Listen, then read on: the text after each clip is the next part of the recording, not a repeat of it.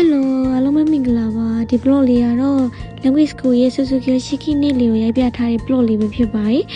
ဆိုတော့နေကြီးကအခုဆိုရင်တို့ကြုံမှာ language school တက်တာ2နှစ်ပြီးသွားပြီပေါ့နော်အတွက်ဒီနေ့လေးက Suzuki Shiki နေ့လေးဖြစ်ပါတယ်ဆိုတော့စိတ်ဝင်စားတဲ့လေးရှိဗီဒီယိုလေးကိုဆုံးထိကြည့်ပေးချက်ပါအောင်နော်Suzuki Shiki က9နာရီစမှာဆိုတော့အရင်ဆုံးမနေ့စောထားပြီးရေမိုးချိုလှပြင်ပါတယ်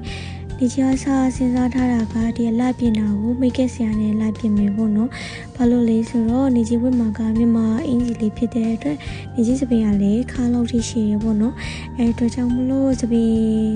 အဒီကပြင်ကျင်တာပေါ့နော်ကျွန်တော်ဒီမိတ်ကက်ကိုစပင်ရောပြင်ပေးရသူနဲ့ပြင်မယ်ဆိုပြီးစဉ်းစားပြင်မယ်ဒီလိုက်ကြည့်ရခါကျတော့အရင်မကြိုက်ဘူးပေါ့နော်မိတ်ကက်လုတ်ပြရလေအတွက်ကြောင့်မလို့နောက်ဆုံးမှာတော့ကိုယ့်ဘာသာကိုပဲပြင်မာတော့မေးဆိုပြီးတော့ဒီမှာပြင်နေတာဖြစ်ပါတယ်ပြီးတော့နေကြီးကနောက်တစ်ခုရှိရကနေကြီးမကမိတ်ကက်ပစ္စည်းမရှိဘူးပေါ့နော်နေကြီးကမိတ်ကက်သုံးလေးမရှိဘူးဒီ skin care ရနောက်ပြီးတော့ foundation ရနောက်ပြီးတော့ဒီမျက်လုံး eye shadow တို့ဒီမျက်ခုံးမွေးဒါပဲလုပ်တတ်တယ်ပေါ့နော်ဆိုပေမဲ့လေဒီမှာဒီတိုင်းပဲကိုယ့်ဘာသာကိုပပလေးပြင်လိုက်ပါတယ်နောက်ပြီးတော့စပင်းကိုလေကိုယ့်ဘာသာကိုပဲရှာပြီးတော့ထုံလိုက်တယ်ပေါ့နော်ဒါတော့ဒီချစ်ဝဲမြမကြီးလေးဖြစ်ပါတယ်တင်ဒါတော့နေကြီးကိုယ်တိုင်ပြင်ထားတဲ့ mechanic စပင်းဖြစ်ပါတယ်နေကြီးရဲ့အင်ဂျီကနည်းနည်းလေးရှုပ်တယ်ပေါ့နော်ကျေတီးကရှုပ်တဲ့ခါကျတော့နေကြီးကဆွဲကြိုးလေးကိုတော့မဆွဲတော့ဘဲနဲ့ငကက်ကလေးပဲဝစ်ဖြစ်တယ်ပေါ့နော်ပြောလေအင်ဂျီကလေနေကြီးနဲ့နည်းနည်းကြီးနေရပေါ့နော်ဒါကမြန်မာကနေပြီးတော့ချုပ်ပြီးတော့ပို့လိုက်တာပေါ့နော်ဒီကြတော့ site ကခဏကိုတိုင်းနဲ့နည်းနည်းလေးခွာနေတော့ကြတော့အင်ဂျီကချောင်းနေရပေါ့နော်အဲ့အတော့နေကြီးပါတာနေကြီးလက်နဲ့ပြန်တည်ထားပါဆိုတော့အင်ဂျီလေးခောက်ပြီးတော့လည်းမျိုးအခောက်တွေလိုမျိုးဖြစ်နေရပေါ့နော်လာလေးပြင်ပြီးသွားပြီဆိုတော့ကိုဆိုရင်ကြောင်းသွားတော့မယ်ပေါ့နော်ဒါပေမဲ့နေကြီးကလေကန်ကောင်းလာခန်းဆိုးလာတော့မသိဘူးပေါ့နော်နေကြီးတို့ကျောင်းကိုသွားကနေအချိန်လေးမှနှင်းကကြာတာပေါ့နော်အဲ့အချိန်လေးမှပဲကပ်ပြီးနှင်းကြတာဆိုတော့ရမ်းချမ်းနေချမ်းတော့ကြတော့နေကြီးကအပေါ်ကနေနွေးရည်ထောက်ပြီးဖြစ်တယ်ပေါ့နော်ရှာလေးနေကြီးကကြတော့ဒီအင်ဂျီလေးနဲ့ကတောက်ဖက်နဲ့မှလိုက်မေးဆိုပြီးတော့တောက်ဖက်နဲ့လေးရွေးဝစ်ဖြစ်တာပေါ့နော်အဲ့မှာနှင်းနေရလေရမ်းကြနေတော့နှင်းတော်ထဲမှာတောက်ဖက်နဲ့ဆိုတော်တော်လေးလင်းလျှောက်ရခက်တယ်ပေါ့နော်ဒါပေမဲ့လေနေကြီးကလင်းလျှောက်မြန်လားမမြန်လားခြေလင်းယူလေကြည့်လိုက်အောင်ပေါ့နော်ရထားစီးနေရဖြစ်ပါရဲ့ရထားပေါ်ကနေပြီးတော့ကြည့်လိုက်ရင်လေပဝင်းကြီးတစ်ခုလုံးဖြူဖွေးလောက်နေရပဲပေါ့နော်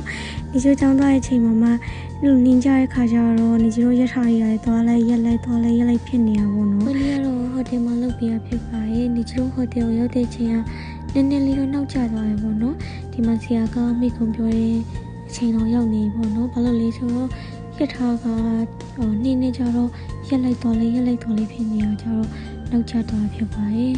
။ဆရာမိကုံပြောပြီးတော့ဒါကတော့မြန်မာကျောင်းသားအကိုတယောက်ပေါ့နော်။သူကကျောင်းသားအားလုံးရဲ့ကိုစားဒီစကားပြောပေးရတာဖြစ်ပါတယ်ပြီးတော့ရင်တော့အားလုံးကိုဆုလေးပေးရဖြစ်ပါတယ်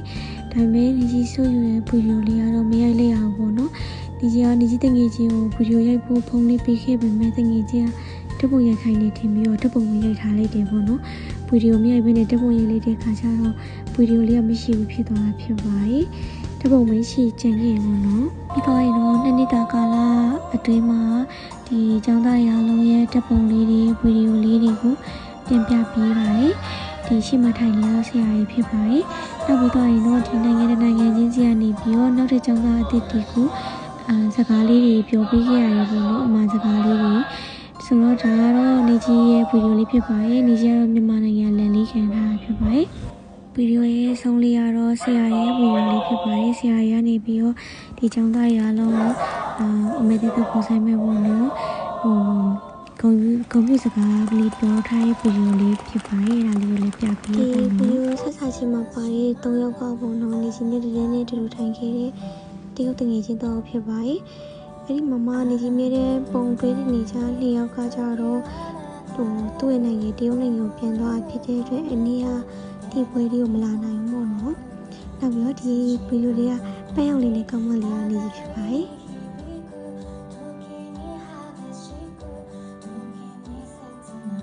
ဒီဗီဒီယိုလေးကတော့ဆရာရနေနေကြီးကိုလှည့်ပြီးတော့ကွန်ပျူတာစကားလေးပြောရဖြစ်ပါတယ်改めましてご卒業おめでとうございますပြီးတော့ရင်တော့နီပေါနိုင်ငံရဲ့သီရိလင်္ကာနိုင်ငံရဲ့တရုတ်နိုင်ငံရဲ့ဒီနိုင်ငံ၃နိုင်ငံအကြောင်းသားတွေကနေပြီးတော့အဆိုရခရည်နဲ့ဖြောပြပေးရဖြစ်ပါတယ်အရင်ပြောစရာကောင်းတာမို့လို့ဆုံးထိကြည့်ပေးကြပါအောင်နော်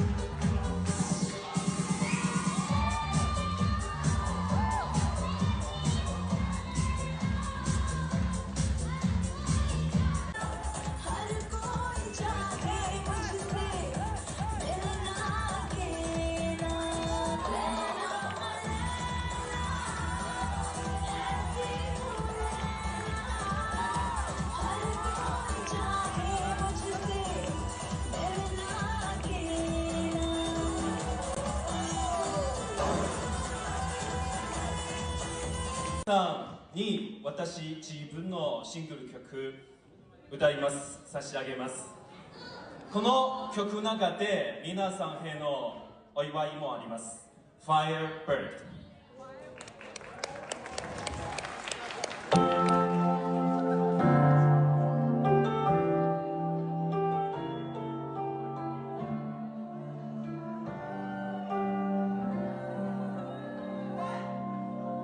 君と出会った奇跡の中で育まれてき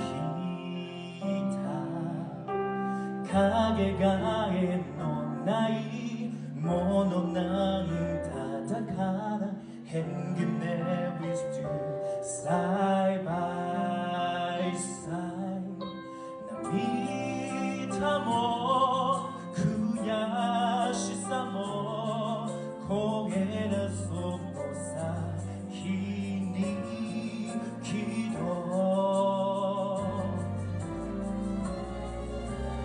今日も記憶の風が吹いている Sometimes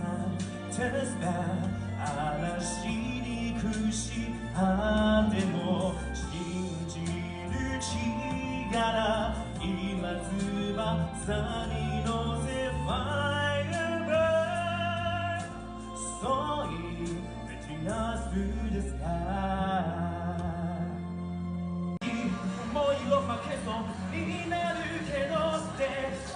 ない目力だけど頼りなくさでもきっと止めるさ Oh my love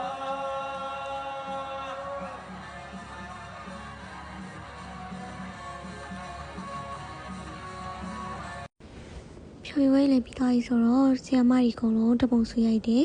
ပြီးတော့လို့ရှိရင်ကျောင်းသားကြီးအကုန်လုံးတပုံဆွေးရိုက်တယ်ပေါ့နော်အဲ့ဒါလေးပြီးတော့လို့ရှိရင်တော့ပွဲရတော့ပြီးသွားပြီပေါ့နော်ဒီရိုးရဆောက်လေးတစ်ခုရရပေါ့နော်ဒီတစ်ထက်မှာကင်ထားတဲ့ဒီကျောင်းစင်ပွဲရဲ့ပွဲလက်မှတ်စာအုပ်လေးပြီးတော့လို့ရှိရင်ဒီနေရိုးကျောင်းသားတွေရဲ့တပုံစာအုပ်လေးတောက်ပေးရပေါ့နော်ဆိုတော့ဒါလေးကတော့နေကြီးဆူဆူကျော်ရှိခီရဲ့ blog လေးဖြစ်ပါတယ်ဗီဒီယိုလေးကနည်းနည်းလေးရှည်သွားရပေါ့နော်အဆုံးထိကြည့်ပြတဲ့ကျေးဇူးများကြီးတင်ပါတယ်အားလုံးပဲ bye bye